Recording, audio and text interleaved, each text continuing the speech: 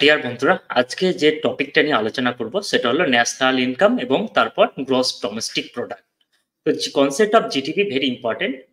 Examination পার্সপেক্টিভেই নয়, এটা পপুলার কালচারেও ভেরি ভেরি ইম্পর্টেন্ট। কারণ আজকে আমরা প্রায়শই বিভিন্ন স্থানে, বিভিন্ন পাবলিক ট্রান্সপোর্ট বা বিভিন্ন পাবলিক প্লেসে জিডিপি নিয়ে আলোচনা করতে শোনা যায়, বা নিউজ মিডিয়াতে যে বিভিন্ন 5 ট্রিলিয়ন ইকোনমিজ বা বিভিন্ন জিডিপি গ্রোথ রেট নিয়ে বিভিন্ন নিউজ আমরা শুনতে পাই। তো জিডিপি কি জিনিস বা ন্যাশনাল ইনকাম কি জিনিস, ন্যাশনাল ইনকাম থেকে আমার কনসেপ্ট আছে জিডিপি। দেন জিডিপি কি জিনিস সেটা আজকে আমি সংক্ষিপ্ত 5-7 মিনিটের মধ্যে সুন্দর করে এক্সপ্লেন করে দেবো। তো জিডিপি, ন্যাশনাল ইনকাম কি না, monetary value of final goods and services produce in an economy in a accounting ইয়ার।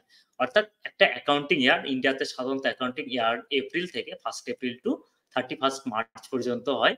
তো অ্যাকাউন্টিং ইয়ারে যে final value, not intermediate value, final value of all goods like different manufacturing good, agricultural goods, or different goods and service, all kind of service, sales service, education, banking service, and different type of services. So all final value of all goods and services of a economy, or economy means in a country or a particular definite territory, যেখানে total যে service value produce করে সেটাই হলো আমার national income. তো national income ইন্ডিয়াতে কিভাবে measure করা হয় না, জিডিপি বেসিসে মেজার করা হয়।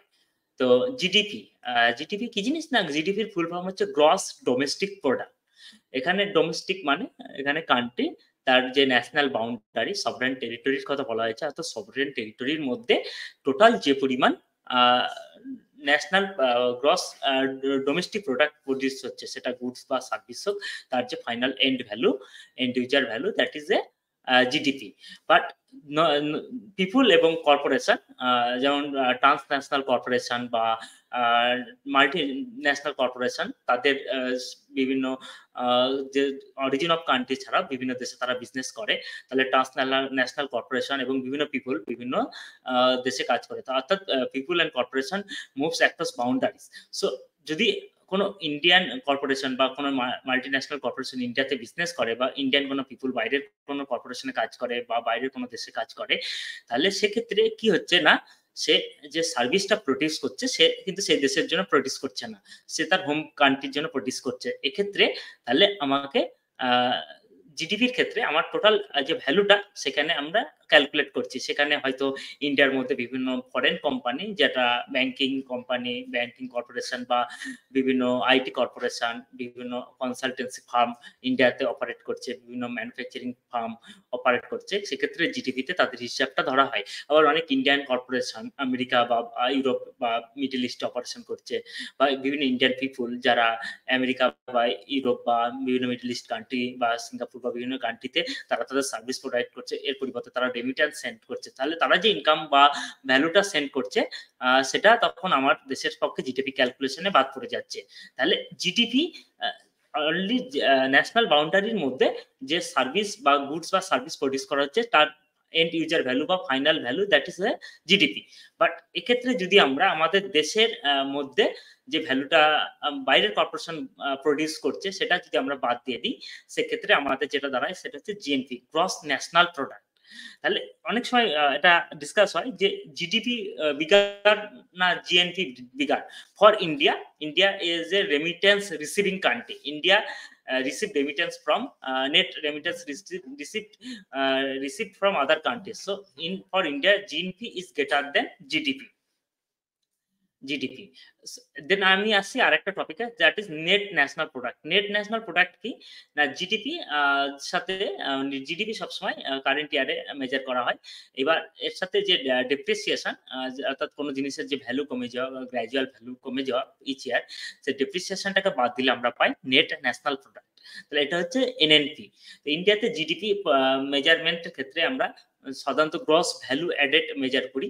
কারণ গ্রস ভ্যালু অ্যাডেড কি জিনিস না, আমি যদি একটা বাইক ম্যানুফ্যাকচার করি বা যে কোনো যদি কোনো প্রসেস ফুড ম্যানুফ্যাকচার করি, ফার্স্ট আমরা কি মেজার করি না, এগ্রিকালচারাল ফার্স্ট হচ্ছে ইনগ্রেডিয়েন্ট, দেন ইনগ্রেডিয়েন্টের একটা ভ্যালু আছে, দেন তারপরে কিছু labour others manufacturing cost, others electricity etcetera add হচ্ছে, দেন তারপরে দেন একটা মার্কেটিং অ্যাড হচ্ছে, দেন প্রত্যেকটা স্টেজে একটা একটা করে ভ্যালু অ্যাড হচ্ছে, দেন গ্রস ভ্যালু অ্যাডেড এরকম হতেই থাকছে, এইভাবে হতে একটা দেন ফাইনাল প্রোডাক্ট হচ্ছে, দেন তারপরে ট্যাক্স পড়ছে, দেন মার্কেটে আসছে। তাহলে মার্কেটে যখন আমরা কিনছি যেটা প্রাইসে, দ্যাট ইজ এ সেটা জিডিপিতে ক্যালকুলেশন হচ্ছে, বাট প্রত্যেকটা স্টেজে যে ভ্যালু অ্যাডেড হচ্ছে, গ্রস ভ্যালু অ্যাডেড, একে বলা হয় জিভিএ, গ্রস ভ্যালু অ্যাডেড মেথড। এই পদ্ধতিতে জিডিপি মেজারমেন্ট করা হয়।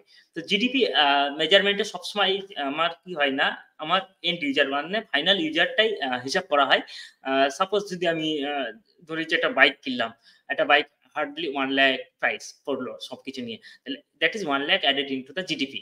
বাট এর মাঝে যদি টায়ার কোম্পানি থেকে টায়ার নিচ্ছে, বা আদার্স ম্যানুফ্যাকচারিং কোম্পানি থেকে ইকুইপমেন্ট নিচ্ছে, বা টায়ার কোম্পানি তারা হয়তো রবার কিনছে, বা আদার্স বিটস লাগাচ্ছে, তারা সেই ভ্যালুটা, তো এই ভ্যালুগুলো সাধারণত ওই বাইকের ক্ষেত্রে অ্যাড হয় না, কারণ এগুলো ইন্টারমিডিয়েট ভ্যালু।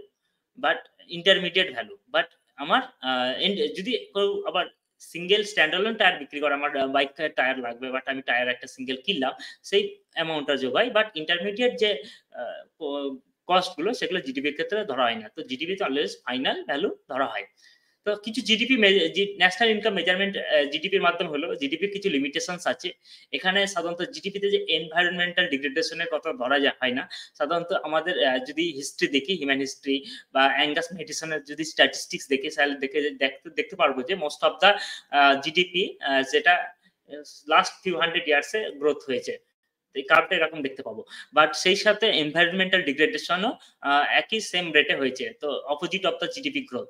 এনভায়রনমেন্টাল ডিগ্রেডেশনকে জিডিপিতে ধরা হয় না। দেন জিডিপিতে আরেকটা প্রবলেম আছে মেজারমেন্ট, এখানে ডাবল কাউন্টিং এর একটা প্রবলেম জিডিপিতে আছে। দেন হাউস হোল্ড সার্ভিস যেটা বিভিন্ন মহিলা প্রডিউস করে, বা অনেক সময় ইনডেন্টেড লেবার বা